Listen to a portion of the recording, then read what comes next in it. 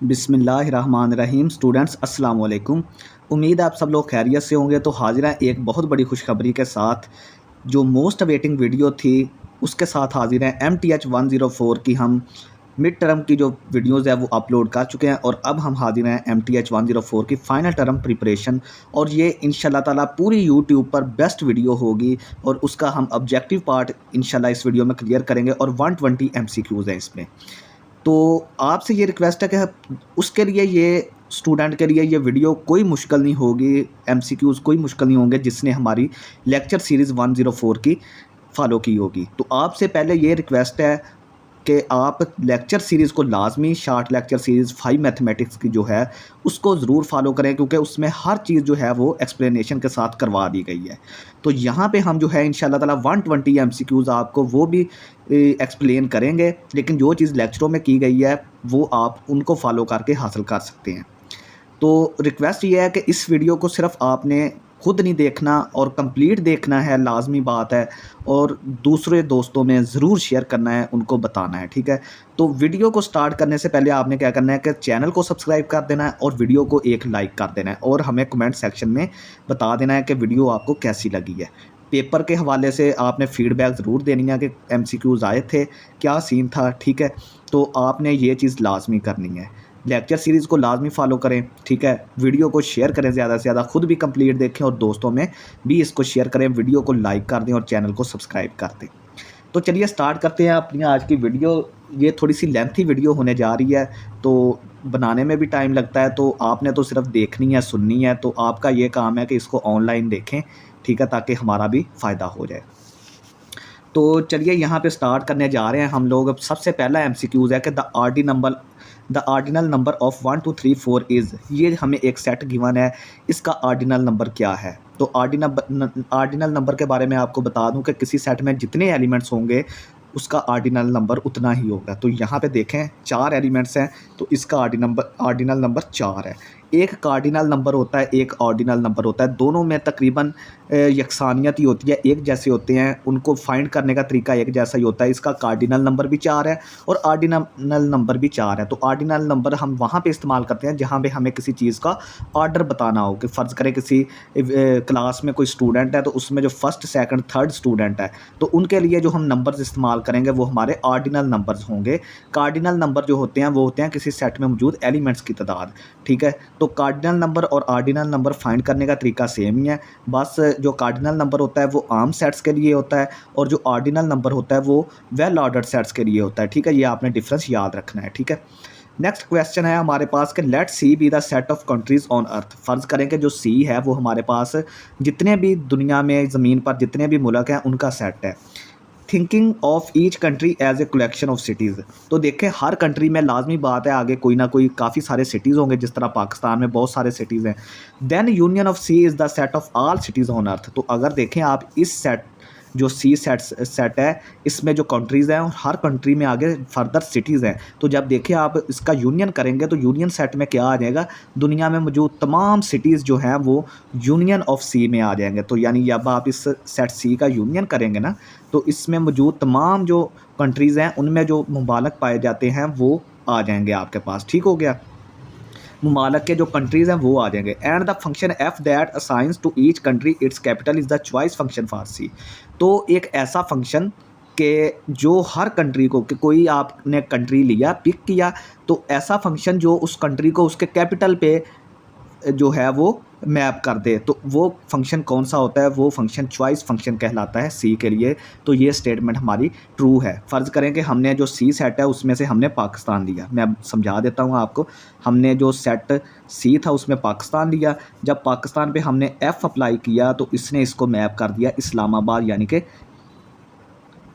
Capital city पर, ठीक है। तो देखें अगर आप सेट ए फ़र्ज़ करें, जो आपने सेट जो एलिमेंट लिया था जिस सेट से, ठीक है, आपने जिस सेट से जो एलिमेंट लिया था, अगर फंक्शन उसको उसी पे मैप कर दे, उसी के किसी एलिमेंट पे मैप कर दे, तो वो चॉइस फंक्शन कहलाता है। देखें हमने सेट सी से एक एलिमेंट पाकिस्तान लिया था, तो पाकिस्तान पे जब हमने फंक्शन अप्लाई किया तो इस्लामाबाद पे मैप किया, और इस्लामाबाद किस में है, पाकिस्तान में है ना। तो पाकिस्तान में है, तो देखें पाकिस्तान के ही एक एलिमेंट पर इसने फंक्शन ने मैप कर दिया, तो ये फंक्शन जो है ऐसा फंक्शन चॉइस फंक्शन कहलाता है। ठीक है, तो नेक्स्ट हमारे पास है दूसरा एक इसकी डेफिनेशन है चॉइस फंक्शन की जो मैथमेटिकल है कि let C be a non empty set of non empty sets. C हमारे पास एक ऐसा नॉन एम्प्टी सेट है जिसमें नॉन एम्प्टी सेट्स हैं, यानी सेट्स का सेट है हमारे पास। सी जो है उसमें एक सेट है और उसमें एलिमेंट्स के तौर पर सेट्स मौजूद हैं। ए फंक्शन एफ, ऐसा फंक्शन जो सी से यूनियन ऑफ सी पे मैप कर दे, is called a choice function for C if F of A belongs to A for all A belongs to C. तो देखें ये चॉइस फंक्शन की मैथमेटिकल डेफिनेशन है कि ऐसा फंक्शन जो हम एलिमेंट सी से लें और उसको यूनियन ऑफ सी में मैप कर दे, जिस तरह के मैंने वो पाकिस्तान और इस्लामाबाद वाली एग्जांपल ली थी। हमने देखें कि सी जो है उसमें से पाकिस्तान लिया था, एलिमेंट पाकिस्तान लिया था। यूनियन ऑफ सी में क्या मौजूद है, all cities on the earth, all cities on the earth. तो जब हमने पाकिस्तान सी से लिया, उस पर फंक्शन अप्लाई किया, तो फंक्शन अप्लाई करने से उसने क्या किया कि सेट ए का ही कोई एलिमेंट हमें दे दिया, ठीक है, यानी इस्लामाबाद। ठीक है, तो इफ़ एफ ऑफ ए यानी कि ए एलिमेंट हमने सी से लिया, ए पर हमने फंक्शन अप्लाई किया और ए को उसने ए के किसी एलिमेंट पर मैप कर दिया, जिस तरह के इस्लामाबाद पर मैप कर दिया, तो वो हमारा कौन सा फंक्शन होगा, वो चॉइस फंक्शन होगा। ठीक है, for all A belongs to C. ठीक है, जो भी आप सी लें, जो भी आप ए लें सेट सी से, तो ये आपका चॉइस फंक्शन होगा। ठीक है, इसकी एक और हम आगे जाके एग्जांपल मज़ीद क्लियर करेंगे। फ़िलहाल आप ये इस पाकिस्तान वाली और इसकी डेफिनेशन याद रखें। N element A in a well ordered set A is called a limit element if. किसी भी वेल ऑर्डर्ड सेट में ए जो है उसको हम लिमिट एलिमेंट कब बोलेंगे, जब it does not have an immediate predecessor, यानी उसका कोई भी इमीडिएट प्रीडिसेसर नहीं होना चाहिए और ना ही वो फर्स्ट एलिमेंट होना चाहिए। तो देखें इसका एग्जांपल देखते हैं कि अगर ये हमारे पास एक सेट A1 है, 1 3 5 अप टू सोन चलता जा रहा है, A2 हमारे पास 2 4 6 अप टू सोन चलता जा रहा है, इनका हम अगर यूनियन करें A1 यूनियन A2, तो उसको हमने एस सेट का नाम दिया है। तो देखें इसका यूनियन करने से हमारे पास एक इस तरह का अजीब सा सेट आता है 1 3 5 अप टू सो ऑन, फिर 2 4 6 अप टू सो ऑन। और इसमें जो हमने इसकी जो ऑर्डरिंग की है वो लेफ़्ट से राइट की है, यानी कि लेफ़्ट से राइट करने का क्या मतलब है कि 1 3 5 7 पहले ये एलिमेंट ख़त्म होंगे, ये तो इन्फिनाइट एलिमेंट है, जब ये ख़त्म होंगे फिर 2 4 6 अप टू सो ऑन ये स्टार्ट होगा। तो यहाँ पे देखें ये जो सेट है इसमें जो हमारे पास 1 और 2 ये लिमिट एलिमेंट के लिए कैंडिडेट्स हैं, क्योंकि 1 का भी कोई इमीडिएट प्रीडिसेसर नहीं है, 1 से पीछे कोई भी नंबर नहीं है, और 2 से पीछे इन्फिनाइट नंबर है। हम कोई स्पेसिफिक नंबर बता ही नहीं सकते कि 2 से छोटा या इससे पीछे वाला नंबर कौन सा है, क्योंकि इन्फिनाइट नंबर्स हैं। तो देखें 1 जो है और 2 जो है ये लिमिट एलिमेंट के लिए कैंडिडेट है, लेकिन 1 जो है वो फर्स्ट एलिमेंट भी है, लेकिन लिमिट एलिमेंट जो है वो फर्स्ट एलिमेंट नहीं होना चाहिए। तो इसका मतलब ये है कि 2 जो है वो इस सेट का लिमिट एलिमेंट है। 1 क्यों नहीं है, 1 क्योंकि फर्स्ट एलिमेंट है। उसने डेफिनेशन में बोला है कि लिमिट एलिमेंट वो एलिमेंट होगा जो कि फर्स्ट एलिमेंट नहीं होगा। ठीक है, तो 1 फर्स्ट एलिमेंट है, इसलिए 2 इसका लिमिट एलिमेंट है। नेक्स्ट हम चलते हैं कि let A be a well ordered set then every subset of A is also well ordered, given statement is true. कोई भी वेल ऑर्डर्ड सेट है अगर आपके पास ए, तो आप उसका कोई भी सबसेट लें ए का, तो वो भी वेल ऑर्डर्ड ही होगा। The ordinal number of set P of counting numbers is denoted by omega, ये ट्रू स्टेटमेंट है। आपको ये पूछ सकते हैं कि जो सेट ऑफ पॉजिटिव इंटीजर्स है या काउंटिंग नंबर भी इसको बोलते हैं सेट पी का, तो देखें उसको जो ऑर्डिनल दिया जाता है, ऑर्डिनल नंबर वो किससे डिनोट करते हैं, वो ओमेगा से डिनोट करते हैं। ये उसका ऑर्डिनल नंबर है set P of counting numbers का। नेक्स्ट हमारे पास है कि let A be a well ordered set then if B is similar to A then B is well ordered. Let A be a well ordered, ठीक है, अगर ए set हमारा वेल ऑर्डर्ड है और बी जो है वो ए के सिमिलर है। सिमिलर होने का क्या मतलब है कि बी जो है वो बिल्कुल ए की कॉपी है। तो देखें जब ए हमारा वेल ऑर्डर्ड है और बी जो है वो ए की बिल्कुल सेम कॉपी है, तो बी भी हमारा क्या हो जाएगा, वेल ऑर्डर्ड होगा। तो ये हमारी स्टेटमेंट ट्रू है। नेक्स्ट क्वेश्चन नंबर 8 है कि suppose A and B are well ordered sets and suppose A is similar to an initial segment of B, then A is said to be shorter than B. देखें अगर ए और B दो हमारे पास well ordered sets हैं, और जब अगर ए सेट हमारा किसी initial segment of B, initial segment of B क्या होता है कि किसी कोई सेट बी है हमारे पास, तो देखें अगर फ़र्ज़ करें बी सेट हमारे पास ये है 1 2 3 4, ठीक है, तो देखें जो बी जो है हमारे पास ये सेट है, तो बी के किसी एलिमेंट का अगर हमने इनिशियल सेगमेंट लेना है, फ़र्ज़ करें हमने 3 का इनिशियल सेगमेंट लेना है, 3 का इसको रिप्रेजेंट करते हैं एस ऑफ 3, इनिशियल सेगमेंट को रिप्रेजेंट करते हैं एस ऑफ 3। जिस एलिमेंट का आपने फाइंड करना है उसको एस ऑफ 3 लिखें तो ये आ जाएगा 1 2, यानी कि आपने उस एलिमेंट से पीछे जितने एलिमेंट्स होंगे वो आपने सेट में लिख देने हैं, तो वो उस एलिमेंट का क्या बन जाएगा, इनिशियल सेगमेंट बन जाएगा। तो अगर कोई ऐसा सेट ए जो किसी इनिशियल सेगमेंट ऑफ बी के सिमिलर हो जाए तो इसका मतलब ये है कि ए जो है वो फिर शॉर्टर देन बी हो जाएगा, ए सेट जो है वो बी से छोटा हो जाएगा। फ़र्ज़ करें ए हमारा सेट जो है, फ़र्ज़ करें ए हमारा सेट है 1 2 3 और बी हमारा सेट था 1 2 3 4, ठीक है। तो बी जो है इसका हमने 3 एलिमेंट जो है 3 का हमने इनिशियल सेगमेंट लिया जो कि 1 2 है, ठीक है। तो 1 2 है तो इसका सॉरी ये ए सेट आपने 1 2 लेना है, ठीक है। और जब आपने 3 का इनिशियल सेगमेंट लिया बी सेट में से वो भी 1 2 आया तो ए और बी आपस में सिमिलर, ए और एस ऑफ 3 दोनों आपस में सिमिलर हो गए। तो देखें ए सेट फिर शार्टर हो गया ना बी से, बी बड़ा सेट बन गया, ए हमारा छोटा सेट बन गया। तो A is set to be shorter than B. जब कोई भी सेट ए आपका सिमिलर हो जाए किसी इनिशियल सेगमेंट ऑफ बी, यहाँ पे हमने 3 का इनिशियल सेगमेंट लिया 1 2 और ए सेट भी हमारा 1 2 था, दोनों सिमिलर हो गए तो ए सेट हमारा बी से शॉर्टर हो गया, ठीक है। Let C be the collection of all pairs of, ये चॉइस फंक्शन की एक और एग्जांपल आ गई। पहले हमने देखा था कि तमाम कंट्रीज़ का जो सेट है उसकी हमने एग्जांपल ली थी, अब हमने तमाम जो पेयर्स ऑफ शूज़ हैं दुनिया में उसकी जो कलेक्शन है हमने उसको सी सेट का नाम दिया है। यानी सी सेट ऐसा सेट है जिसमें दुनिया में जितने भी जूते मौजूद हैं उनके पेयर हमारे पास मौजूद हैं। Then the function that picks the left shoe out of each pair is the choice function for C.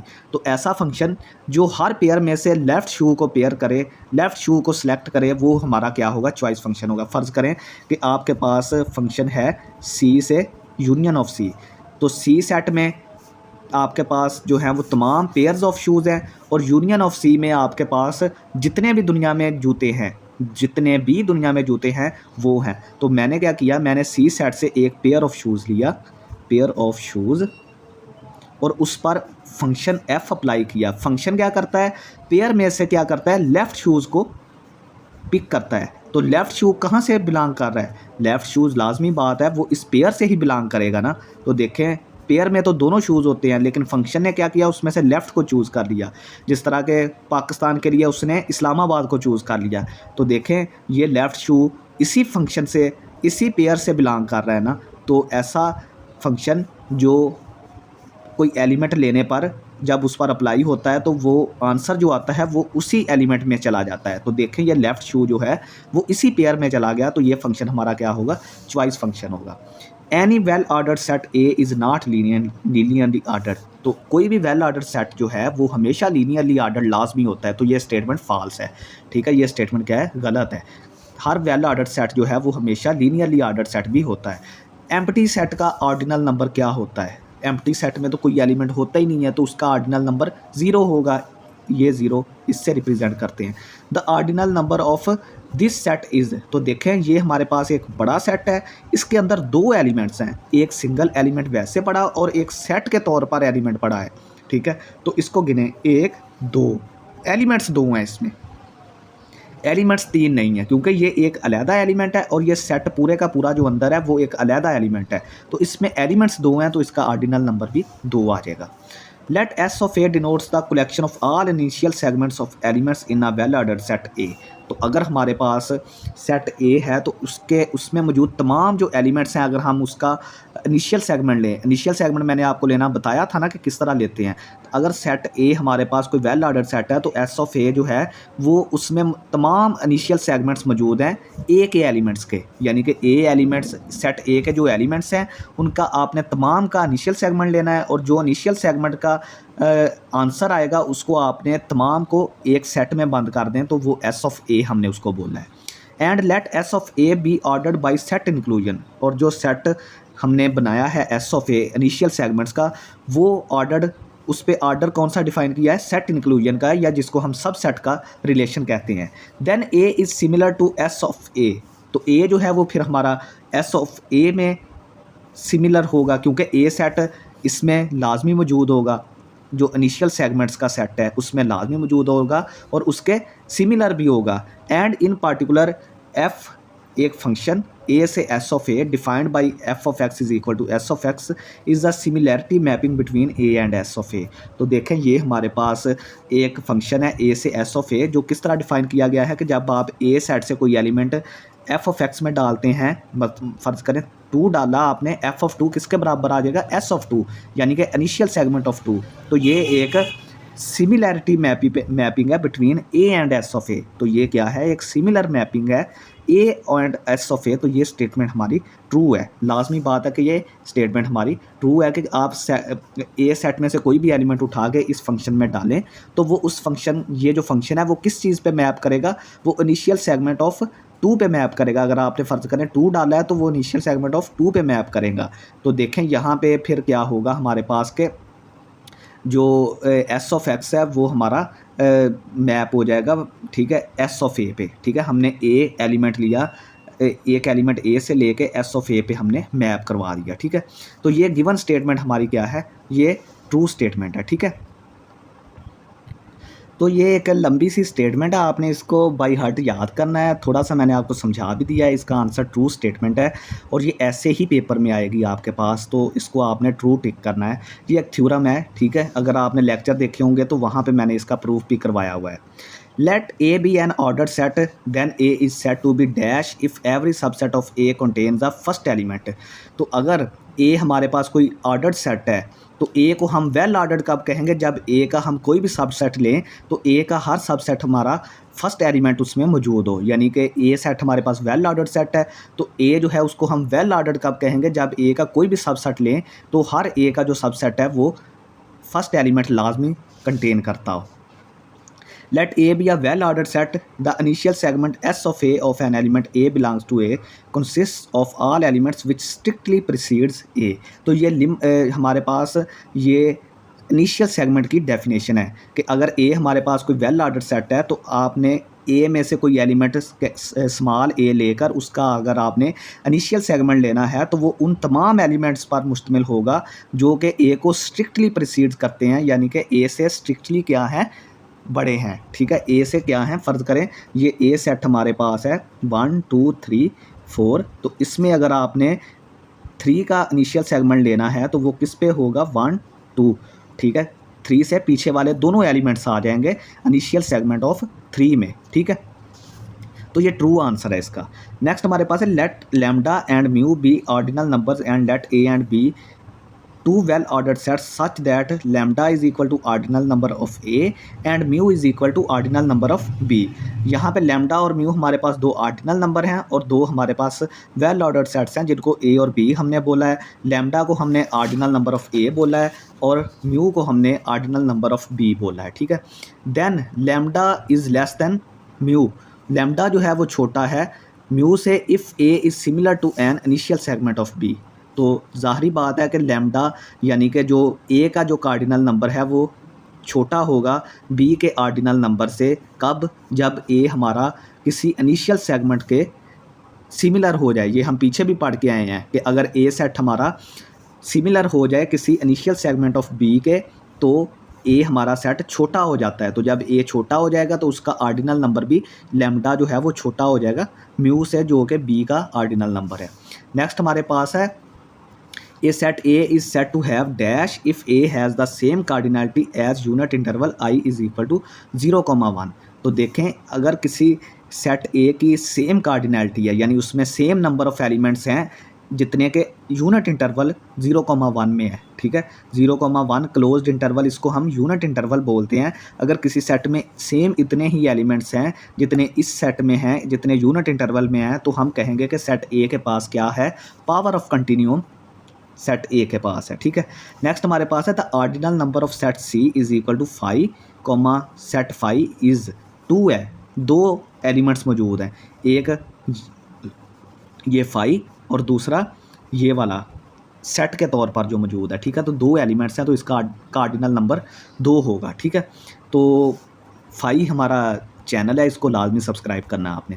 Which of the following statement is true about elf not, ये सिंबल किसका है, एल्फ नॉट का, and सी हम किससे represent करते हैं, power of continuum, जो हम पावर ऑफ कंटिन्यूम जो है उसको हम सी से रिप्रेजेंट करते हैं। और एल्फ नॉट यहाँ पे क्या है, एल्फ नॉट जो है ये सेट ऑफ पॉजिटिव इंटीजर्स जिसको हम पी बोलते हैं, ये उसका कार्डिनल नंबर है। सेट ऑफ पॉजिटिव इंटीजर्स का कार्डिनल नंबर एल्फ नॉट है, और यूनिट इंटरवल जितने भी इंटरवल हैं, जितने भी दुनिया में इंटरवल हैं, उनका कार्डिनल नंबर सी है, जिसको पावर ऑफ कंटिन्यूम बोलते हैं।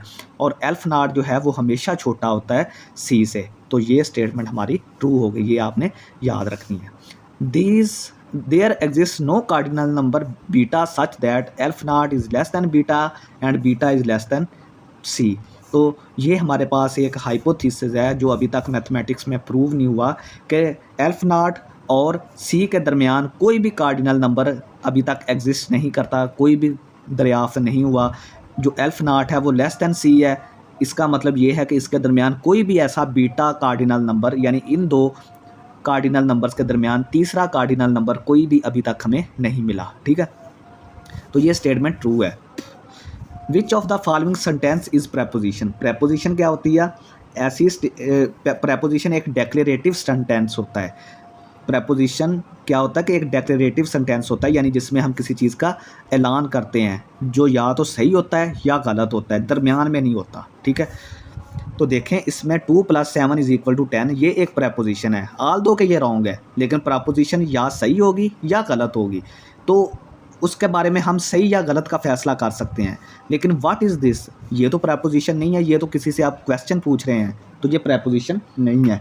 नेक्स्ट है a + 2 = 11, ये भी प्रेपोजिशन नहीं है, क्योंकि जब तक हमें a की वैल्यू का पता नहीं चलेगा, हमें ये नहीं पता चलेगा कि ये स्टेटमेंट ट्रू है या फॉल्स है। तो 2 + 7 = 10, ये स्टेटमेंट गलत तो है लेकिन प्रेपोजिशन है।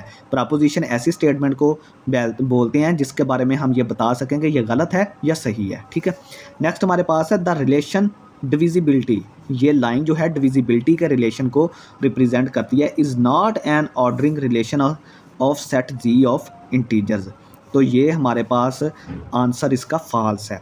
जो डिविजिबिलिटी का रिलेशन है वो सेट ऑफ इंटीजर्स पर क्या है, ऑर्डर रिलेशन है, यानी कि ये उसको सेटिस्फाई करता है, ऑर्डर रिलेशन को क्या करता है, सेटिस्फाई करता है। ठीक है, नेक्स्ट हमारे पास है the set P positive integers with the usual order less than are equal to is not linearly ordered, ये भी स्टेटमेंट फॉल्स है, क्योंकि अगर आप सेट ऑफ इंटीजर्स लें, पॉजिटिव नंबर्स लें, set of positive numbers P कौन सा सेट होता है, P is equal to 1 2 3 up to so on चलता जा रहा है। तो इसमें आप लेस देन या इक्वल टू का रिलेशन डिफाइन कर सकते हैं ना। तो देखें जिस तरह के 1 less than 2, 2 less than 3, 3 is equal to 3, तो देखें इसमें हम एलिमेंट्स को कंपेयर कर सकते हैं। ठीक है, यानी कि हम उनके बारे में बता सकते हैं कि कौन सा नंबर बड़ा है कौन सा छोटा है, तो वो क्या होता है, वो फिर लीनियरली ऑर्डर्ड सेट होता है। लेकिन इसने कहा है कि नहीं है, तो ये स्टेटमेंट गलत हो गई। नेक्स्ट हमारे पास है which of the following proposition is false, Islamabad is in India और 2 + 2 = 5, तो देखें इसमें जो गलत स्टेटमेंट है वो यही है। ठीक है, गलत स्टेटमेंट जब दरमियान में दो तरह के हमारे पास कनेक्टिव्स होते हैं, एक और होता है और एक एंड होता है। ठीक है, आर जो है वो कब फॉल्स होता है, आर जो है वो कब फॉल्स होता है, जब दोनों फॉल्स हो जाएं। तो इसके दरमियान में और आ रहा है ना, तो और दोनों स्टेटमेंट्स के दरमियान और आ रहा है, तो अगर दोनों फॉल्स हो गई तो फिर हमारी प्रेपोजिशन फॉल्स होगी। तो देखें इस्लामाबाद इज़ इन इंडिया, तो ये तो गलत हो गई, और 2 + 2 = 5, तो ये भी गलत हो गई। तो इसकी जो ट्रूथ वैल्यू होगी वो फिर ओवरऑल क्या हो जाएगी, फॉल्स हो जाएगी। ट्रू कब होती है, जब एक भी दोनों में जब एक भी ट्रू हो जाए तो आर जो है आर पास हो जाता है, फिर ट्रू हो जाता है। लेकिन एंड के लिए दोनों ट्रू होंगे तो ट्रू होगा, और के लिए दोनों फॉल्स होंगे तो फॉल्स होगा। अगर एक भी ट्रू हो गया तो आर जो है वो ट्रू हो जाएगा। अब ये दोनों स्टेटमेंट्स फॉल्स हैं, तो इसकी जो ओवरऑल आपकी वैल्यू आएगी वो फॉल्स आएगी। ठीक है, ट्रूथ वैल्यू।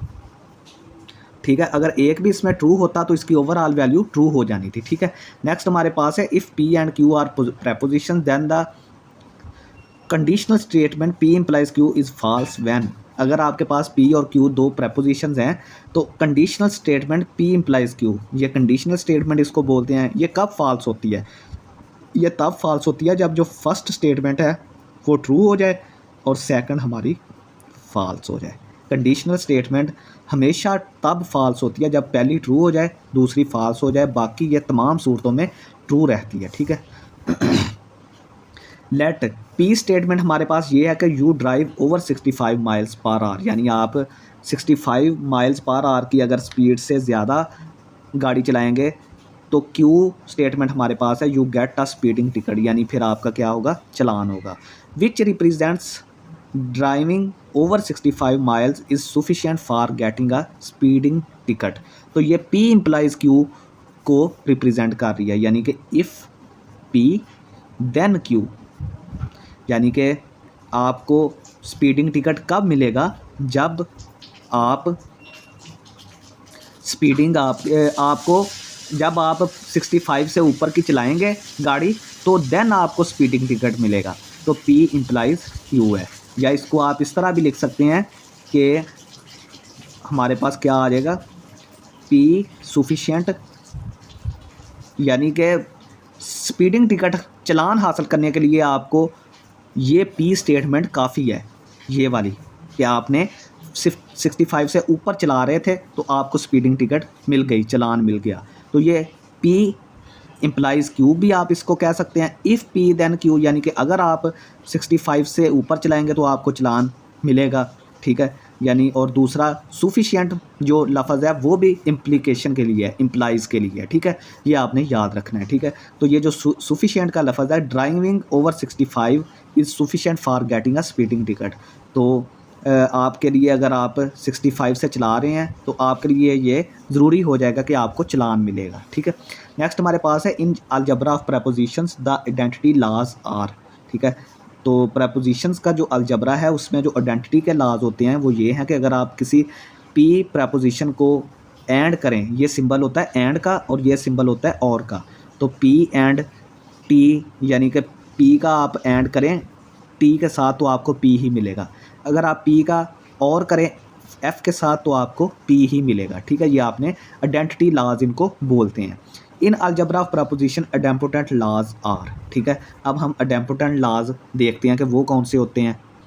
वो होते हैं कि जब आप पी का और करें पी के साथ तो आपको पी ही मिले, पी का एंड करें पी के साथ तो आपको पी ही मिलेगा, ठीक है। तो ये आइडेम्पोटेंट लॉज थे। उससे पीछे हमने क्या पढ़ा था, वो पढ़े थे आइडेंटिटी लॉज।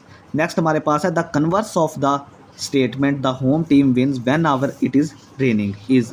आपने ये जो स्टेटमेंट आपको दी गई है इसका आपने कन्वर्स फाइंड करना है। सबसे पहले इसको पी इम्प्लाइज क्यू की शक्ल में लिखना है। तो पी इम्प्लाइज क्यू की शक्ल में जब आप इसको लिखेंगे तो ये क्या बनेगी कि if it is raining,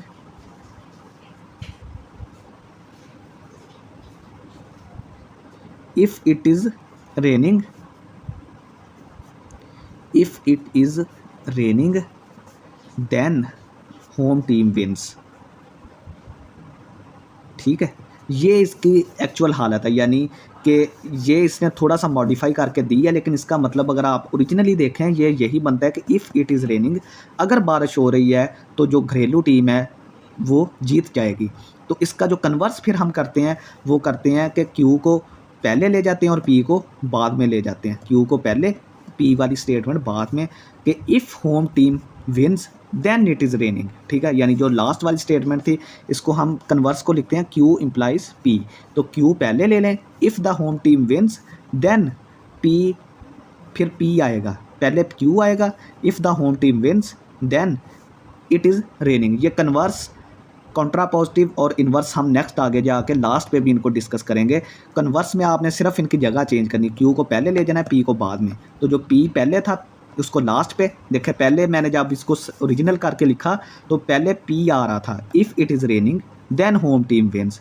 converse में हमने क्या किया, क्यू को पहले लिख लिया कि if the home team wins then it is raining, Q को पहले पी को बाद में। तो ये इसका कन्वर्स बन गया। पहले आपने क्या करना है कि ये जो स्टेटमेंट है ये लिखी पी इम्प्लाइज क्यू की शक्ल में ही है ये वाली, लेकिन इसको थोड़ा सा मॉडिफाई करके कि the home team wins, home team कब जीतती है, जब बारिश होती है। इसका मतलब इसको आप इस तरह भी लिख सकते हैं कि अगर बारिश होती है तो होम टीम जीत जाती है। तो इसको पहले आपने इफ़ पी देन क्यू, यानी पी इम्प्लाइज क्यू की शक्ल में तमाम स्टेटमेंट्स, अगर इस तरह का क्वेश्चन आए पी इम्प्लाइज क्यू की शक्ल में लिखना है। फिर कन्वर्स इसके लिए आपने क्यू को पहले लिख लेना है और पी को बाद में। अब एक कंट्रा पॉजिटिव देखते हैं कि the contrapositive of if it rains tonight then I will stay at home. ये तो इफ़, ये पी इम्प्लाइज क्यू की शक्ल की है, ये हमें बनी बनाई स्टेटमेंट दे दी है। पी इम्प्लाइज क्यू की शक्ल की हमें बनी बनाई स्टेटमेंट दे दी है। तो कंट्रा पॉजिटिव में आपने क्या करना होता है कि आपने जगह भी चेंज करनी है।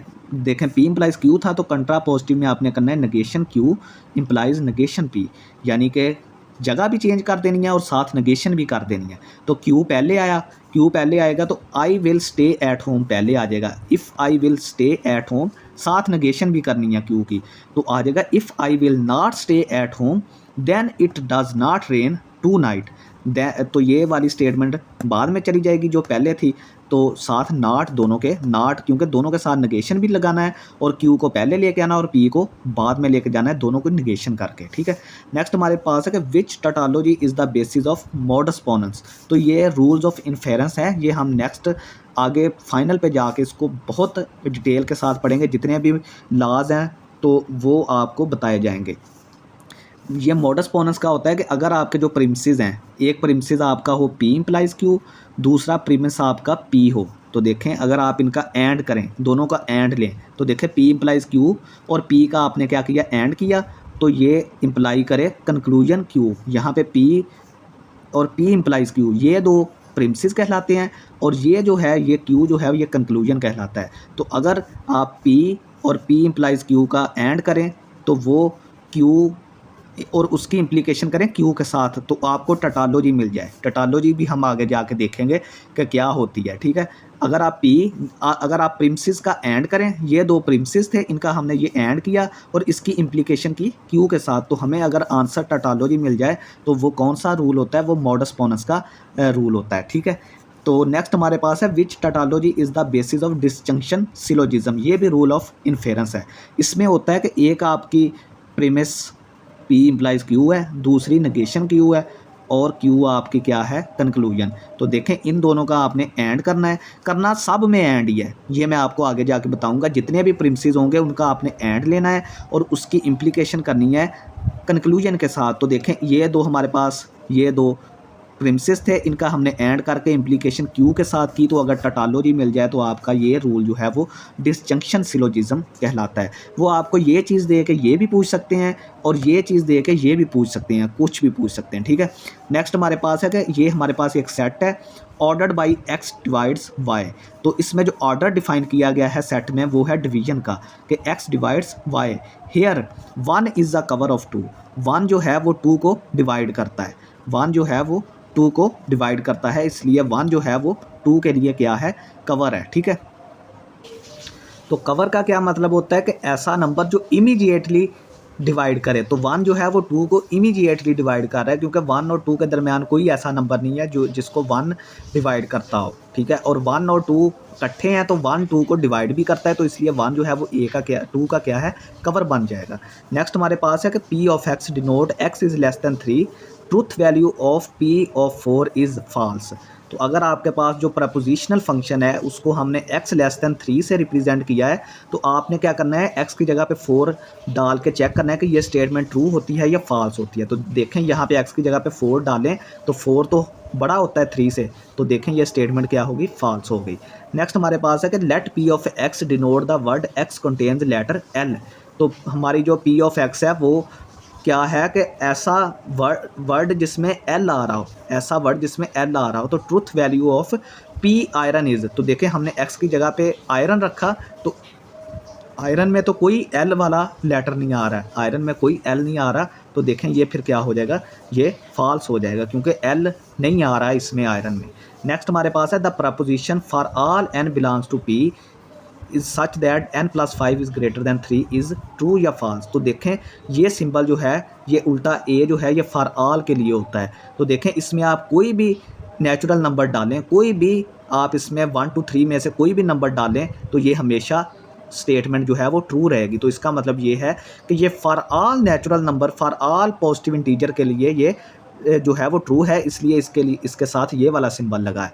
अगर इसमें से कोई एक भी फॉल्स हो जाती तो ये सारी की सारी स्टेटमेंट क्या हो जानी थी, रॉन्ग हो जानी थी। अब ये तमाम पॉजिटिव इंटीजर्स के लिए है कि इसमें कोई भी पॉजिटिव इंटीजर डालें तो ये स्टेटमेंट होल्ड करेगी एन की जगह पे, ठीक है। तो ये जब तमाम के लिए ऐसा हो जाए और साथ ये सिंबल लगाओ तो ये स्टेटमेंट फिर क्या हो जाएगी, ओवरऑल ट्रू हो जाएगी। नेक्स्ट हमारे पास है कि let P of X be x is prime with domain a is equal to 235 for all x p x is true if। तो देखें हमारे पास जो प्रेपोजिशनल फंक्शन है वो है कि x is prime और जो डोमेन है इसकी 235 है। तो देखें सबसे पहले आपने x की जगह पे 2 पुट करें तो लाजमी बात है कि आपका 2 जो है वो प्राइम नंबर है, 3 जो है वो भी प्राइम नंबर है, 5 जो है वो भी प्राइम नंबर है। तो जब आपका फॉर ऑल वाला सिंबल आ जाए, ये वाला सिंबल फॉर ऑल वाला, तो इनके दरमियान आपका एंड आता है, ये वाला symbol.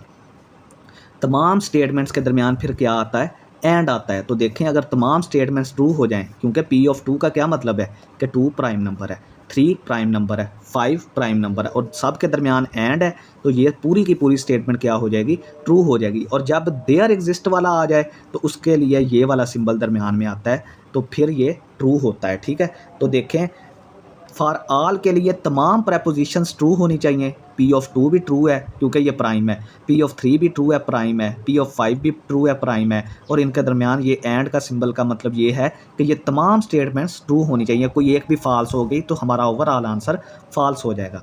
A statement propose to be true on partial evidence is called conjecture, ठीक है। ऐसी स्टेटमेंट जिसको हम ट्रू मान लेते हैं लेकिन उसका जो एविडेंस होता है, सबूत होता है, वो पार्शियली होता है, फुल एविडेंस नहीं होता उसका, तो उसको हम कंजक्चर बोलते हैं। Assuming P true and proving Q true to prove P implies Q is called direct proof method। तो देखें ऐसा प्रूफ के मेथड दो हैं, थ्योरम्स को प्रूव करने के दो मेथड्स हैं, डायरेक्ट प्रूफ मेथड और indirect proof method. Direct proof method में अगर आपने P इम्प्लाइज Q को ट्रू प्रूव करना है तो आप क्या करते हैं कि P को ट्रू मान के चलते हैं, फिर आप कुछ डेफिनेशंस, एक्सियम्स और पिछले थ्योरम्स को इस्तेमाल करके Q को भी ट्रू साबित कर देते हैं, तो ये डायरेक्ट प्रूफ मेथड कहलाता है। नेक्स्ट है कि the set of integers with usual order is not well ordered. तो देखें ये जो सेट ऑफ इंटीजर्स है, लेस देन का जो इंटीजर्स है ये नॉट वेल ऑर्डर्ड है, ठीक है। ये वेल ऑर्डर्ड नहीं है सेट ऑफ इंटीजर्स, क्योंकि वेल ऑर्डर्ड कौन सा होता है कि उसका अगर आप कोई भी सबसेट लें तो उसमें आप एलिमेंट्स को कंपेयर कर सकें, ठीक है।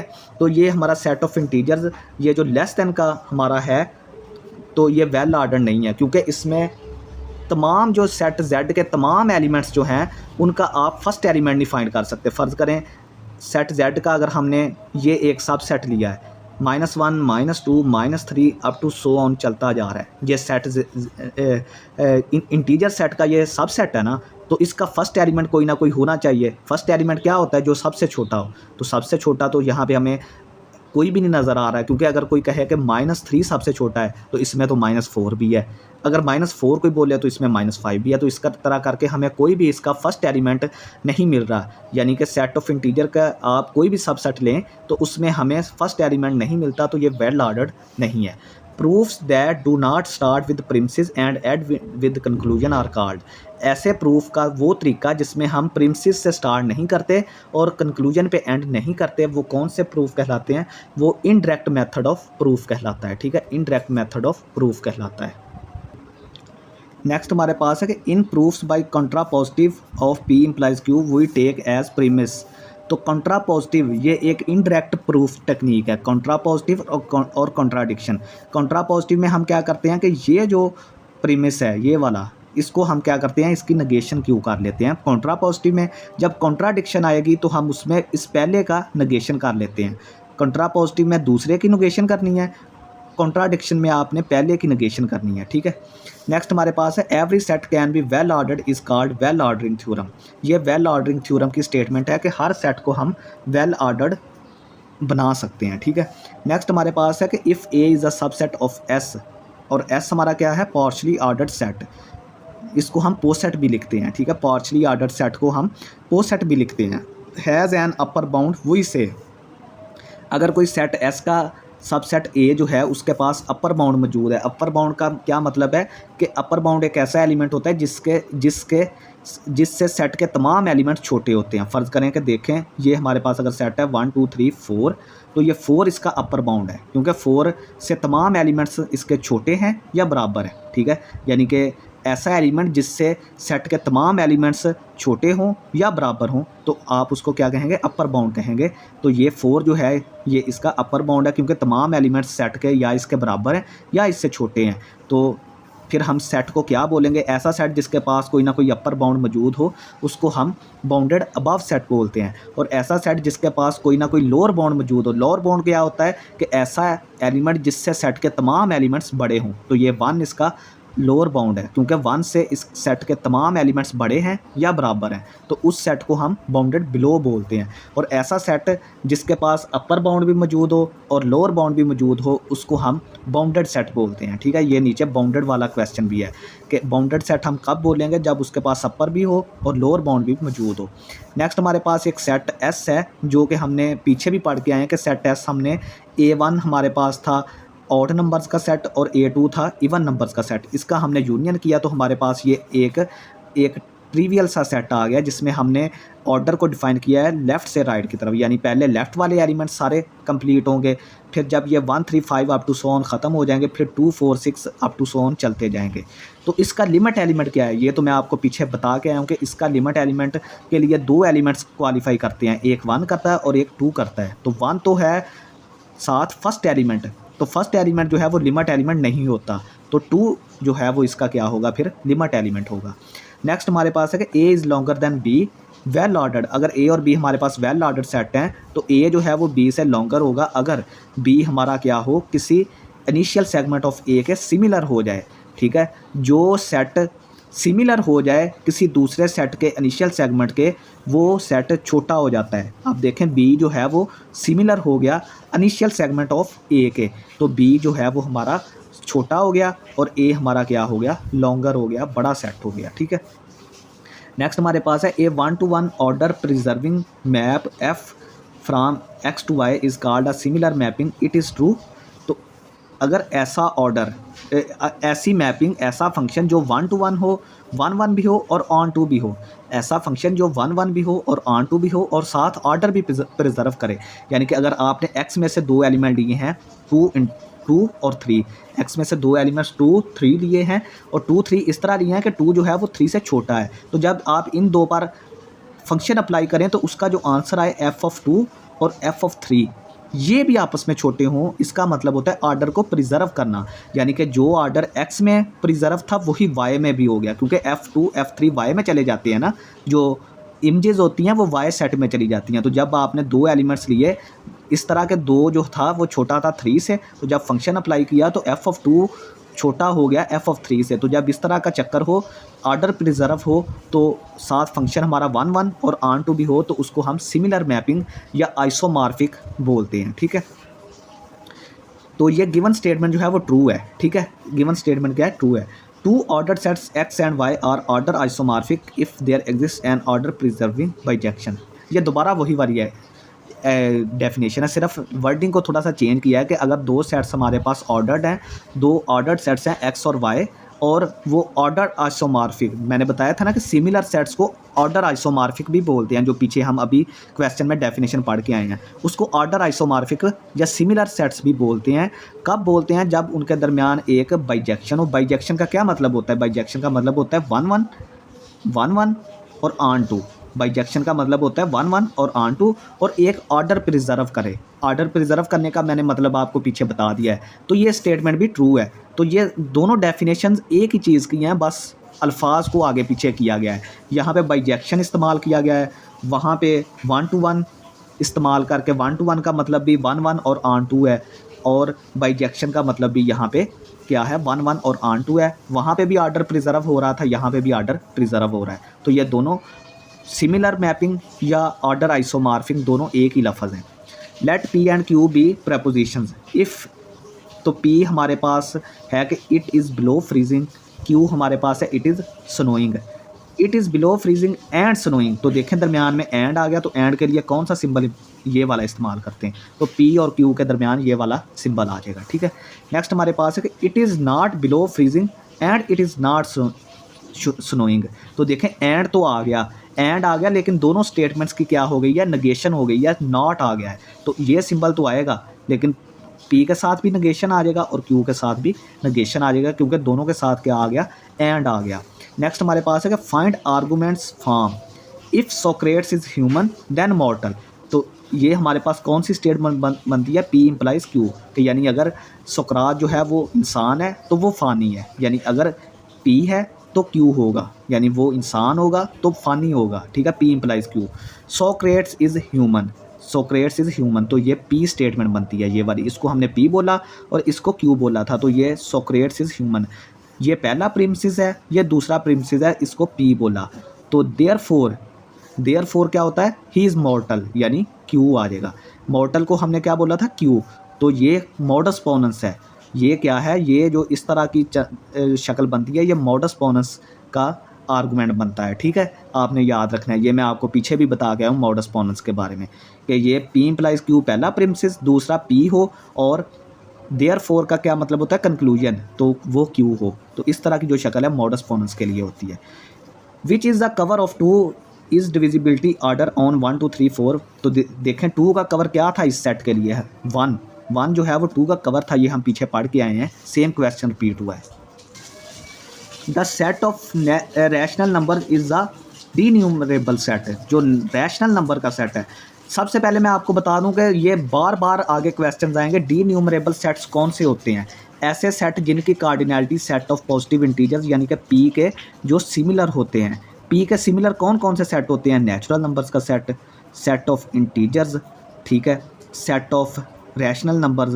लेकिन जो क्यू है वो डीन्यूमरेबल नहीं है। ऐसे सेट्स जिनकी कार्डिनैलिटी सेट पी से मिलती हो वो कौन से कहलाते हैं, डीन्यूमरेबल सेट्स कहते हैं। और डीन्यूमरेबल सेट्स को हम काउंटेबल सेट्स भी बोलते हैं। तो पी से किस किस सेट की कार्डिनैलिटी मिलती है, natural numbers, set of integers और सेट ऑफ रैशनल नंबर। तो देखें set of rational number, set of integer और नेचुरल नंबर, ये सारे क्या हैं, डीन्यूमरेबल हैं, ठीक है। Which of the following is uncountable. तो जो सेट्स डीन्यूमरेबल नहीं है उनको हम नॉन डीन्यूमरेबल या अनकाउंटेबल कहते हैं। जो डीन्यूमरेबल हैं, डीन्यूमरेबल को हम काउंटेबल भी बोलते हैं, याद रखें, और नॉन डीन्यूमरेबल को अनकाउंटेबल बोलते हैं, यानी जिनकी कार्डिनैलिटी पी के साथ नहीं मिलती। तो अनकाउंटेबल कौन सा सेट है, अनकाउंटेबल सबसे मशहूर सेट है सेट ऑफ रियल नंबर्स का। सेट ऑफ रियल नंबर जो हैं वो नॉन डीन्यूमरेबल हैं या उनको अनकाउंटेबल भी बोलते हैं। The Cartesian product of two denumerable sets, जब आप दो डीन्यूमरेबल सेट्स का कार्टेशियन प्रोडक्ट फाइंड करेंगे तो उनका आंसर भी डीन्यूमरेबल सेट ही आएगा। नेक्स्ट हमारे पास है the set of all possible ordered pairs of natural number is countable. तो अगर आप नेचुरल नंबर्स का क्रॉस प्रोडक्ट लें नेचुरल नंबर्स के साथ तो ये भी एक डीन्यूमरेबल या काउंटेबल सेट आता है। कि आप फ़र्ज़ करें डीन्यूमरेबल और काउंटेबल का क्या मतलब है, मैं आपको यहाँ पे बना के दिखा देता हूँ। फ़र्ज़ करें ये हमारे पास 2 4 6 अप टू सो ऑन, ये एक सेट इवन इंटीजर्स का सेट ई है। तो अगर आप इसकी कार्डिनैलिटी मैच कर दें सेट ऑफ पॉजिटिव इंटीजर जो कि 1 2 3 अप टू सो ऑन, ये देखें 1 जो है वो 2 पे मैप हो गया, 2 4 पे मैप हो गया, 3 6 पे मैप हो गया, इसी तरह 4 8 पे मैप हो गया, 5 10 पे मैप हो गया। यानी कि हर इवन के लिए आपको एक पॉजिटिव इंटीजर मिल गया, यानी कि हर पॉजिटिव इंटीजर के लिए आपको एक इवन नंबर मिल गया। इसका मतलब ये होता है कि दोनों की कार्डिनैलिटी सेम है और दोनों सेट जो हैं वो क्या है, इकोपोटेंट हैं। इनको इकोपोटेंट सेट्स भी बोलते हैं। जब किसी दो सेट्स की कार्डिनैलिटी सेम हो जाए तो उनको हम इकोपोटेंट सेट्स भी बोलते हैं, आपने ये याद रखना है। तो जब किसी सेट की cardinality set of positive integers के बराबर हो जाए या वो इकोपोटेंट हो जाए सेट ऑफ पॉजिटिव इंटीजर्स के, तो उसको हम डीन्यूमरेबल या काउंटेबल सेट्स बोलते हैं। Which of the following statement about countable sets is false. तो आपने काउंटेबल सेट्स या डीन्यूमरेबल सेट्स के मतलब जो गलत स्टेटमेंट है उसको आपने फाइंड आउट करना है। तो पहली स्टेटमेंट ये है कि countable sets are always finite, ठीक है। तो ये गलत है, ये स्टेटमेंट गलत है, क्योंकि काउंटेबल सेट्स हमेशा फाइनाइट नहीं होते बल्कि उनमें इनफाइनाइट सेट्स भी होते हैं। क्योंकि देखें जो सेट ऑफ ई इंटीजर्स है 2 4 6 ये काउंटेबल तो है लेकिन साथ देखें इनफाइनाइट भी है। तो देखें जो काउंटेबल सेट्स होते हैं वो ऑलवेज फाइनाइट नहीं होते, उनमें इनफाइनाइट सेट्स भी होते हैं। काउंटेबल में दो टाइप्स आती हैं, फाइनाइट और इनफाइनाइट। तो उसने कहा है कि हर दफ़ा फाइनाइट होते हैं, तो ये गलत है। दे कैन बी इनफाइनाइट, ये तो ठीक है। Have same cardinality as P, उनकी cardinality set of positive integer से मिलती है, ये सही है। Every subset of countable set is countable, subset countable set का जो सब सेट होता है वो भी काउंटेबल होता है, ये भी ठीक है। तो ये गलत है, ये गलत स्टेटमेंट है कि काउंटेबल सेट हमेशा फाइनाइट होता है, वो इनफाइनाइट भी हो सकता है, तो ये गलत स्टेटमेंट है, ठीक है। वही हमने गलत स्टेटमेंट ढूंढनी थी। Which set is not example of countable set, तो इनमें से कौन सा सेट काउंटेबल नहीं है। मैंने बताया था कि नेचुरल नंबर, रैशनल नंबर और सेट ऑफ इंटीजर्स ये काउंटेबल हैं, सेट ऑफ रियल नंबर जो हैं वो नॉन काउंटेबल हैं, अनकाउंटेबल हैं, ठीक है। नेक्स्ट हमारे पास है which is true in following, A subset of D numerable set is finite और डी न्यूमरेबल सेट। हर डी न्यूमरेबल सेट का जो सबसेट होता है वो भी फाइनाइट हो सकता है या फिर डी न्यूमरेबल होगा। जब देखें कि बड़ा सेट डी न्यूमरेबल है तो छोटा सेट तो लाजमी फाइनाइट या डी न्यूमरेबल होगा। नेक्स्ट हमारे पास है कि if one set in a Cartesian product is uncountable then the Cartesian product is always uncountable. अगर तो आप दो सेट्स जो कि अनकाउंटेबल हैं, दो सेट्स अगर काउंटेबल हैं उनका कार्टेशियन प्रोडक्ट करें तो मैंने बताया था कि वो हमेशा काउंटेबल आता है। लेकिन अगर दोनों में से अगर आप एक अनकाउंटेबल ले लें और दूसरा काउंटेबल ले लें और उनका कार्टेशियन प्रोडक्ट लें तो आपका आंसर जो है वो अनकाउंटेबल ही आएगा। Countable sets include, countable sets में मैंने आपको बताया था फाइनाइट सेट्स भी होते हैं और infinite sets, D numerable sets भी होते हैं, यानी फाइनाइट भी होते हैं और डी न्यूमरेबल सेट्स भी होते हैं। और जितने भी इंटरवल्स हैं, कोई भी दुनिया का इंटरवल है, चाहे वो ओपन इंटरवल हो, क्लोज्ड इंटरवल हो, half open half closed interval हो, वो भी हमेशा क्या होते हैं, वो नॉन डी न्यूमरेबल होते हैं। तमाम इंटरवल जो हैं वो क्या हैं, नॉन डी न्यूमरेबल है। कोई आपसे पूछे a, b 0,3 तो ये सारे क्या हैं, नॉन डी न्यूमरेबल है। The set of real numbers have the power of continuum. Power of continuum कब होती है किसी सेट के पास, जब उसकी कार्डिनैलिटी जब उसकी कार्डिनैलिटी यूनिट इंटरवल 0-1 से मिलती हो। तो जो रियल नंबर्स का सेट है इसकी कार्डिनैलिटी इस इंटरवल के साथ मिलती है, तो इस इंटरवल के साथ जब किसी सेट की कार्डिनैलिटी मिलती है तो हम उसको बोलते हैं कि इसके पास पावर ऑफ कंटिन्यूम है। Cardinal numbers of infinite sets are called transfinite cardinal numbers. तो ऐसे इनफाइनाइट सेट्स के जो कार्डिनल नंबर्स होते हैं उनको हम ट्रांसफाइनाइट कार्डिनल नंबर्स बोलते हैं, ठीक है। इनफाइनाइट जो सेट्स हैं, ठीक है। A set has the power of continuum if cardinality of A is equal to C, ठीक है। तो मैंने आपको बताया था कि जो यूनिट इंटरवल होता है, कोई भी इंटरवल होता है जो उसकी कार्डिनैलिटी C के बराबर होती है, क्योंकि उसके पास पावर ऑफ कंटिन्यूम होता है ना, तो ये पावर ऑफ कंटिन्यूम को हम डिनोट करते हैं C से, ठीक है। तो किसी भी सेट के पास पावर ऑफ कंटिन्यूम होगा अगर उसकी कार्डिनैलिटी किसके बराबर होगी, C के बराबर होगी, यानी कि उसकी कार्डिनैलिटी 0,1 इंटरवल से मिलती हो। 0,1 इंटरवल की कार्डिनैलिटी क्या है, C। तो कोई भी सेट A जो है उसके पास पावर ऑफ कंटिन्यूम कब होगा, जब उसकी कार्डिनैलिटी C के बराबर हो।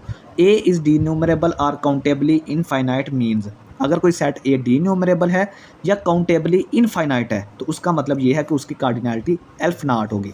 इसका मतलब ये है कि सेट ऑफ जो पॉजिटिव इंटीजर्स है उसकी कार्डिनैलिटी जो है वो एल्फ नॉट के बराबर है। तो तमाम सेट्स जिनकी cardinality set of positive integers के बराबर हो उसको हम डी न्यूमरेबल या काउंटेबली इनफाइनाइट कहते हैं। तो देखें जब कोई सेट डी न्यूमरेबल हो या काउंटेबली इनफाइनाइट हो तो वो पी सेट के बराबर उसकी कार्डिनैलिटी होती है और पी सेट की कार्डिनैलिटी तो एल्फ नॉट है, तो इसका मतलब ये है कि ए सेट की कार्डिनैलिटी भी क्या होगी, एल्फ नॉट होगी। नेक्स्ट हमारे पास है द कार्डिनल नंबर ऑफ, मैंने बताया था कि कोई भी दुनिया का इंटरवल हो, ओपन हो, क्लोज्ड हो, उसकी कार्डिनैलिटी C के बराबर होती है, उसके पास पावर ऑफ कंटिन्यूम होता है, ठीक है। तो ये इसका आंसर C आ जाएगा। Let A and B are two sets, अगर आपके पास A और B दो सेट्स हैं, we say cardinal number of A is less than or equal to B if there exist a 1-to-1 or injective function from A to B।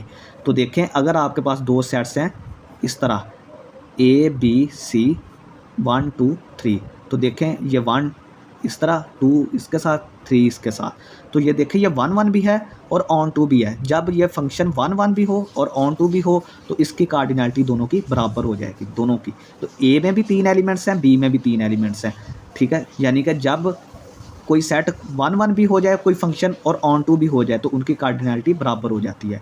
लेकिन अगर अगर यहाँ पे मैं एक और एलिमेंट डाल दूँ डी, अगर मैं कोई एक और एलिमेंट सेट ए में डी डाल दूँ, लेकिन डी को मैंने मैप नहीं किया, ठीक है, सॉरी, यहाँ पे मैं एक और एलिमेंट डाल दूँ 4 डाल दूँ बी सेट में, तो देखें अगर आप गौर करें तो अब जो है वो ए की कार्डिनैलिटी लेस हो गई है बी की कार्डिनैलिटी से। ए में 3 एलिमेंट्स हैं और इसमें 4 एलिमेंट्स हैं, तो ये सेट 1 to 1 तो है लेकिन ऑन टू नहीं है।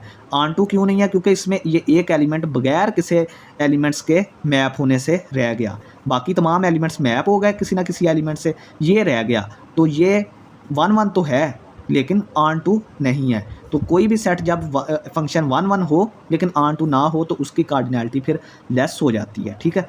इक्वल कब होगी? जब 1 1 भी हो और ऑन टू भी हो, ठीक है। और जनरली हम इसको इस तरह लिखते हैं क्योंकि हमें नहीं पता होता कि कोई फंक्शन 1 1 भी है और ऑन टू भी है, जनरली हम इस तरह लिखते हैं। लेकिन जब हम उसको खोल के उसको चेक करते हैं तो वो क्या होता है कि वो अगर दोनों चीज़ें हों तो बराबर हो जाता है 1 1 और ऑन टू, अगर सिर्फ 1 1 हो ऑन टू ना हो तो फिर उसकी लेस हो जाती है कार्डिनैलिटी, क्योंकि इसमें 3 एलिमेंट्स हैं और इसमें 4 आ गए, ठीक है। नेक्स्ट हमारे पास है discuss the general order of cardinal numbers. तो जो 0 कार्डिनल नंबर है वो सबसे छोटा होता है, फिर उससे बड़ा 1 होता है, फिर 2 होता है, फिर 3, फिर इस तरह चलते चलते एल्फ नाट होता है और एल्फ नाट से बड़ा कार्डिनल नंबर सी होता है। सबसे बड़ा कार्डिनल नंबर हमारे पास सी है, ठीक है, आपने याद रखना है। बाकी तमाम कार्डिनल नंबर्स छोटे हैं। For any set A V have cardinality of A is less then power set of A cardinality. यह कैंटोर्स थ्योरम जो है उसकी स्टेटमेंट है। देखें अगर सेट ए में 3 एलिमेंट्स हैं तो इसमें जो पावर सेट्स की तादाद होगी वो कितनी होगी? 2 की पावर 3 8। तो देखें सेट ए की कार्डिनैलिटी उसमें 3 एलिमेंट्स हैं और पावर सेट ऑफ ए में 8 एलिमेंट्स हैं, तो देखें इसकी कार्डिनैलिटी ए की लेस हो गई 8 से, ठीक है, पावर सेट ऑफ ए से लेस हो गई। ऑलवेज रिमेंबर 2 की पावर एल्फ नाट किसके बराबर होता है? सी के बराबर, ठीक है। यानी जब आप 2 की पावर एल्फ नाट लेते हैं तो वो सी के बराबर ही आता है। नेक्स्ट हमारे पास है कि let m and n be finite cardinal numbers then m plus n corresponds to usual addition in set of natural numbers. तो अगर आपके पास 2 सेट्स फाइनाइट हैं, एक में एलिमेंट्स की तादाद m है और दूसरे में एलिमेंट्स की तादाद n है, तो दोनों में अगर आपने चेक करना है कि टोटल कितने एलिमेंट्स हैं तो सिंपल दोनों को आप जिस तरह नेचुरल नंबर्स में नंबर को जमा करते हैं, जिस तरह के एक सेट में 2 एलिमेंट्स हैं दूसरे में 3 है, तो टोटल दोनों में 5 एलिमेंट्स होंगे। नेक्स्ट कुछ रूल्स हैं कार्डिनल नंबर्स के, वो आपने याद रखने हैं कि एल्फ नाट में अगर एल्फ नाट को जमा करें तो आंसर एल्फ नाट ही आता है। एल्फ नाट में अगर आप यानी कि सेट ऑफ पॉजिटिव इंटीजर्स में आप उसका यूनियन अगर आप किसी फाइनाइट सेट जिसमें n एलिमेंट्स हैं वो लें तो उस पर कोई फ़र्क नहीं पड़ता, क्योंकि पी सेट जो होता है वो इनफाइनाइट होता है और उसमें अगर आप उसका यूनियन ले लें किसी फाइनाइट सेट के साथ तो वो एल्फ नाट ही आपको मिलेगा।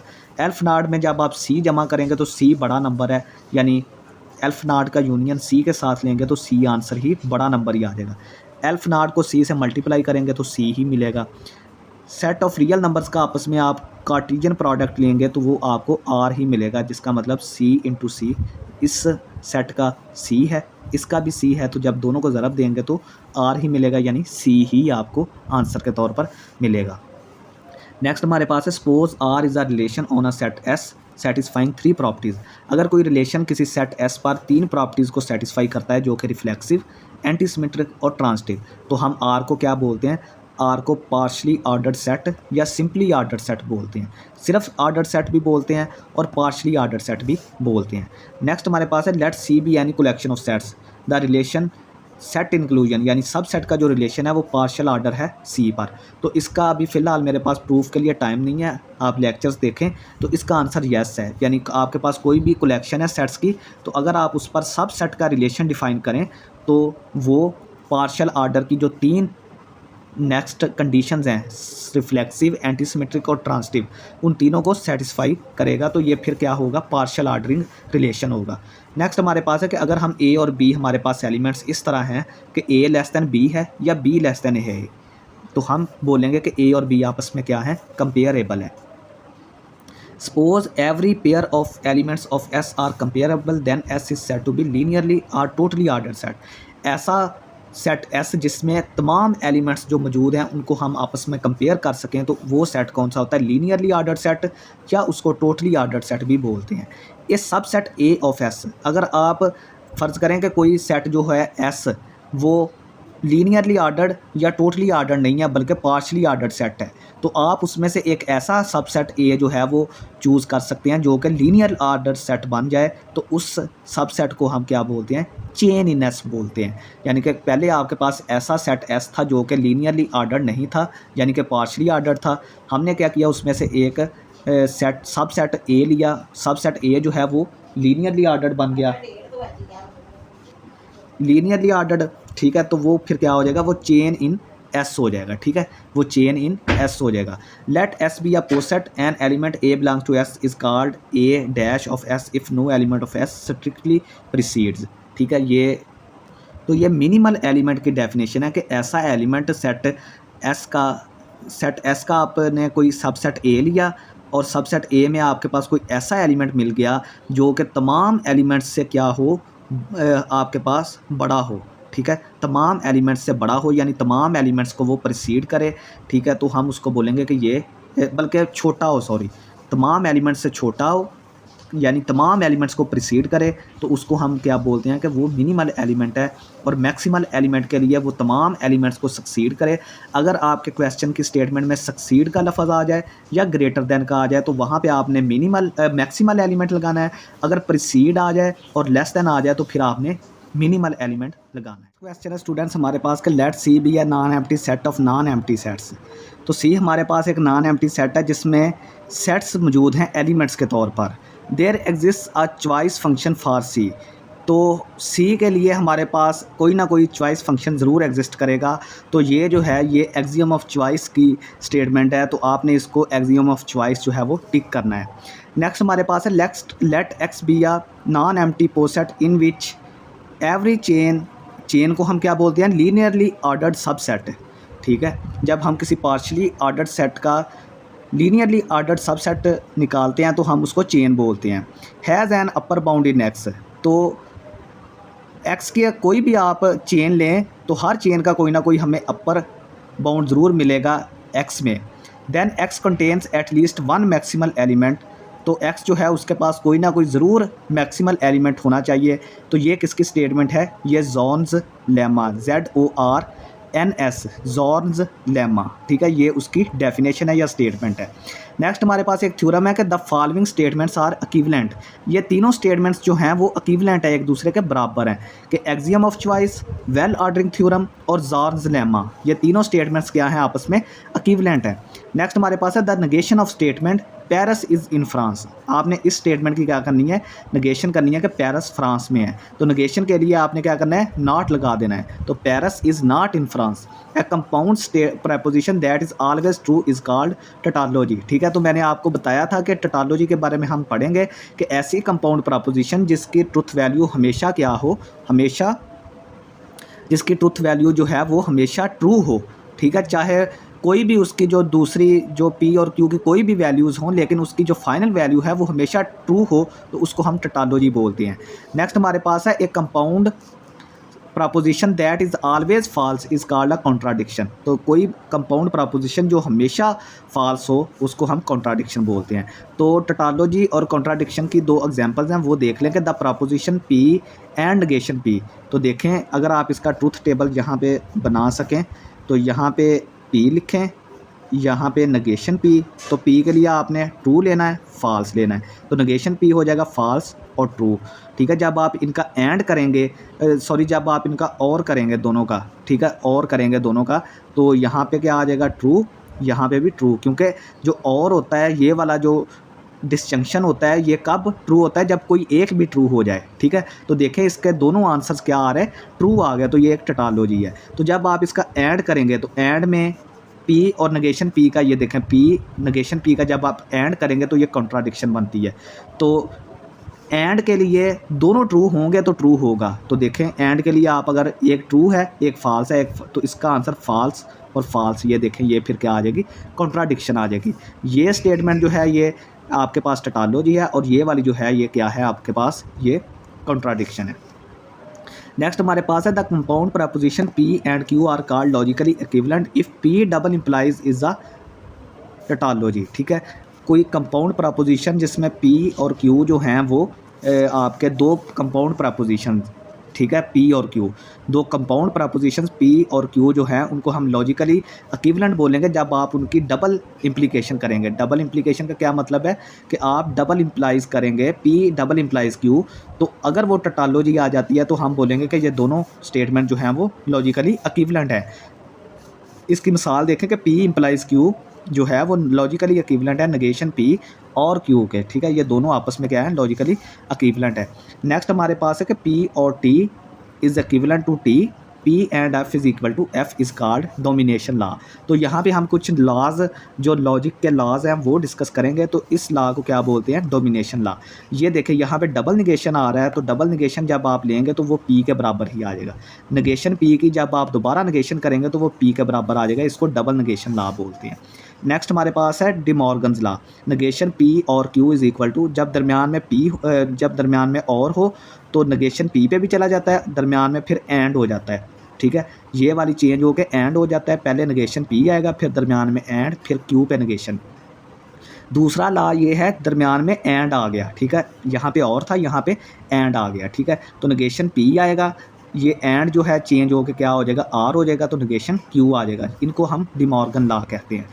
मोर लॉज, कुछ और लॉज जो हैं वो पी एंड पी और Q is equivalent to P, P और P and Q is equivalent to P, ये अब्जॉर्प्शन लॉ है। इसमें क्या होता है कि क्यू जो है वो अब्जॉर्ब हो जाता है, दो पीज़ है ना, तो दो पीज़ में जो क्यू है वो अब्जॉर्ब हो जाता है, इसलिए इसको अब्जॉर्प्शन लॉ कहते हैं। इसी तरह यहाँ पे भी दो पीज़ हैं और एक क्यू है, तो पी जो क्यू है वो पी में अब्जॉर्ब हो के आंसर पी आता है, तो इसको अब्जॉर्प्शन लॉ बोलते हैं। ये आइडेंटिटी लॉ हम पीछे पढ़ के आए हैं। ये वाला ये है कि अगर आप पी का एंड करें नेगेशन पी के साथ, पी का और करें नेगेशन पी के साथ, तो ये टी के इक्विवेलेंट है, ट्रू वैल्यू आएगी। पी का अगर आप एंड करें नेगेशन पी के साथ तो आपको फॉल्स मिलेगा, क्योंकि क्या वजह है कि पी, अगर पी की ट्रुथ वैल्यू टी है तो नेगेशन पी की क्या होगी, फॉल्स।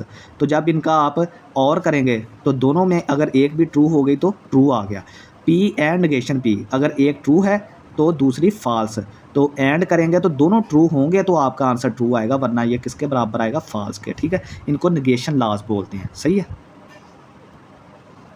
नेक्स्ट हमारे पास है कि the converse of P implies Q. मैंने बताया था कि कन्वर्स में आपने सिर्फ क्यू को पहले ले जाना है, पी को बाद में ले जाना है। जो भी आपकी स्टेटमेंट्स होंगी, एक आपको पी स्टेटमेंट दी गई होगी, एक क्यू दी गई होगी, तो आपको साथ दिया गया होगा पी इम्प्लाइज क्यू। तो पी इम्प्लाइज क्यू का वो बोलेंगे आप कन्वर्स फाइंड करें, तो पी इम्प्लाइज क्यू का कन्वर्स क्या होगा कि क्यू वाली स्टेटमेंट पहले ले जाएं, इम्प्लाइज कर दें पी। कॉन्ट्रा पॉजिटिव में आपने क्या करना है कि दोनों की जगह भी चेंज कर देनी है और दोनों का नेगेशन भी ले लेना है। ठीक है, तो देखें ये क्यू पहले आ गया और उसकी नेगेशन साथ नेगेशन पी आ गया। इन्वर्स में आपने क्या करना है कि दोनों की जगह नहीं चेंज करनी, सिर्फ नेगेशन लेना है, पी का भी नेगेशन इम्प्लाइज क्यू का नेगेशन। नेक्स्ट हमारे पास है A N dash in propositional logic is the sequence of propositions. तो आर्गूमेंट जो है वो क्या होता है, वो सीक्वेंस ऑफ प्रपोजिशंस होता है। ठीक है, नेक्स्ट हमारे पास है N argument is dash if the truth value of all it's premises implies that conclusion is true.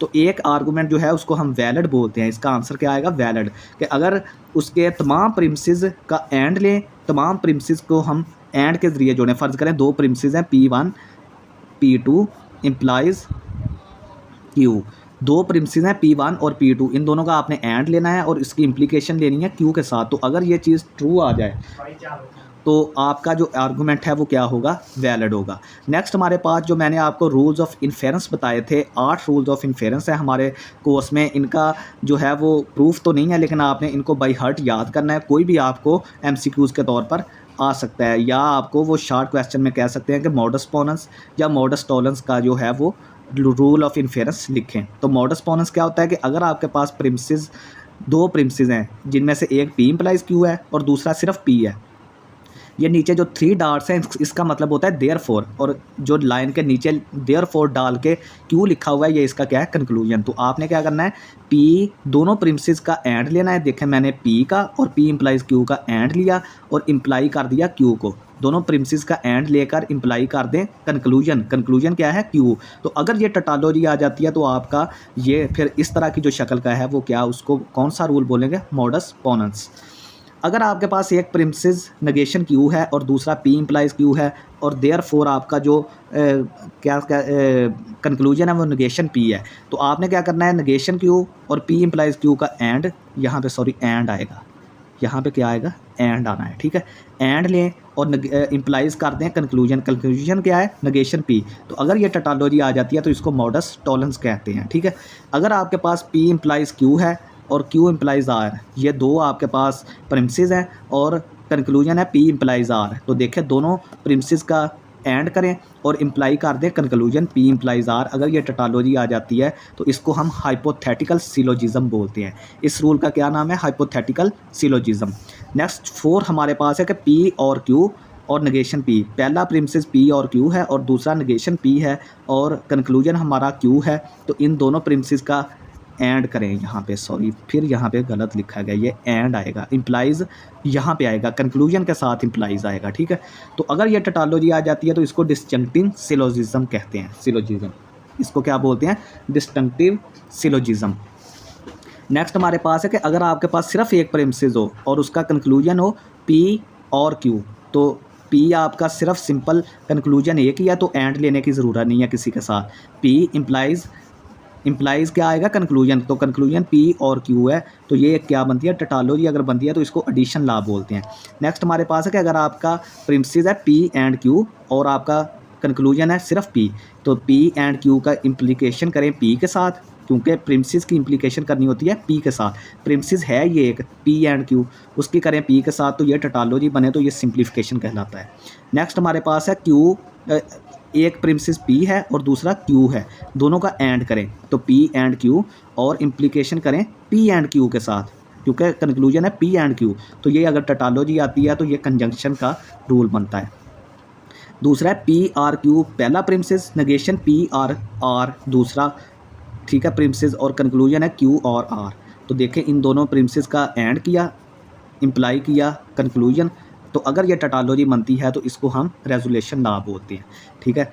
तो नेक्स्ट क्वेश्चन है हमारे पास, let A be a given set, a propositional function defined on A is an expression P of X has property that P of A is true और false for each A belongs to A. तो prepositional function की ये definition है कि अगर आपके पास कोई given set ए है, उस पर आपने एक प्रेपोजिशनल फंक्शन सेट ए पर इस तरह डिफाइन किया है कि पी ऑफ एक्स की डायरेक्शन में, ठीक है, पी ऑफ एक्स आपने एक प्रेपोजिशनल फंक्शन डिफाइन किया है ए पर, तो देखें पी ऑफ एक्स के बारे में हम कुछ भी नहीं कह सकते कि ये ट्रू है या फॉल्स है। तो जब हम कोई क्या करते हैं कि जब हम ए लेते हैं सेट ए से, यानी कि कोई एलिमेंट ए लेकर इसमें डालते हैं तो ये पी ऑफ ए बन जाता है। तो पी ऑफ ए के बारे में हम बोल सकते हैं कि क्या ये ट्रू है या फॉल्स है, तो ये प्रेपोजिशनल फंक्शन की डेफिनेशन है।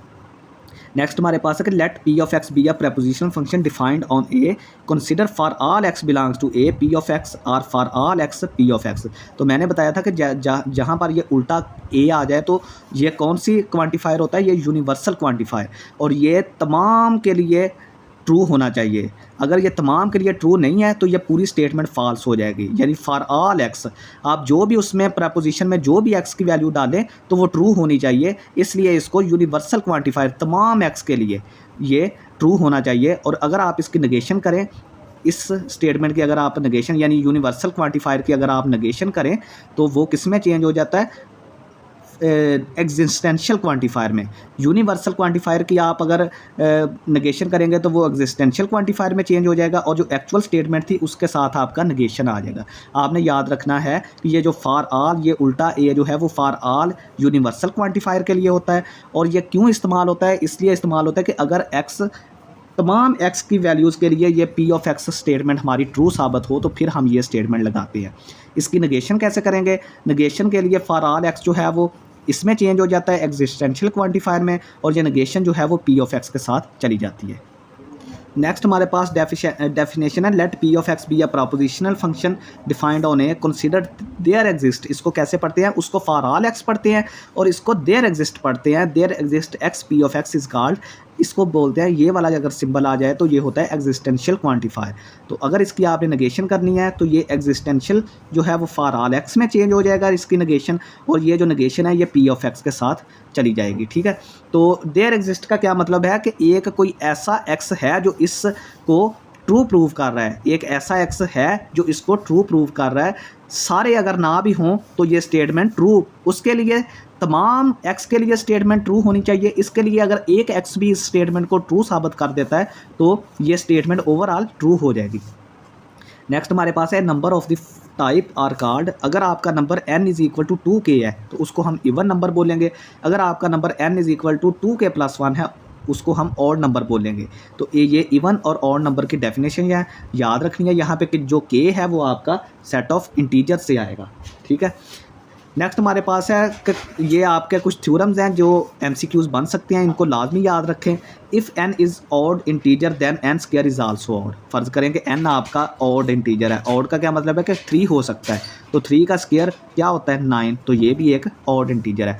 अगर m और n आपके परफेक्ट स्क्वायर्स हैं, फ़र्ज़ करें m और n, m आपका क्या है 4 है, m और n आपका 4 है और n आपका क्या है 9, ये दोनों परफेक्ट स्क्वायर है। तो इनको जब आप ज़रब देंगे 36 आएगा तो 36 भी 6 का स्क्वायर, ये भी परफेक्ट स्क्वायर होगा।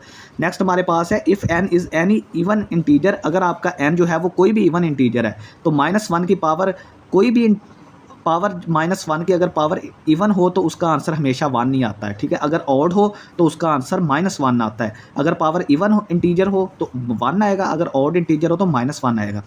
The product of to rational number is again a rational number. ठीक है, अगर दो रैशनल नंबर्स हैं, फ़र्ज़ करें रैशनल नंबर्स क्या है 1/2 और 3/4, ये दो रैशनल नंबर्स हैं। ठीक है, जिनको हम p/q की शक्ल में लिख सकते हैं, और इनको अगर प्रोडक्ट करेंगे तो 3/8 आएगा, 3/8। तो ये भी क्या है, ये एक रैशनल नंबर है। The square of an even integer is also even. अगर कोई इंटीजर इवन है तो उसका स्क्वायर भी इवन इंटीजर ही होगा। ठीक है, the product of an even integer and an odd integer is even. तो अगर आप किसी इवन इंटीजर और किसी ऑड इंटीजर को, फ़र्ज़ करें 2 इवन इंटीजर है और 3 हमारा ऑड इंटीजर, अगर इनको ज़रब देंगे तो 6 आएगा जो कि इवन इंटीजर है।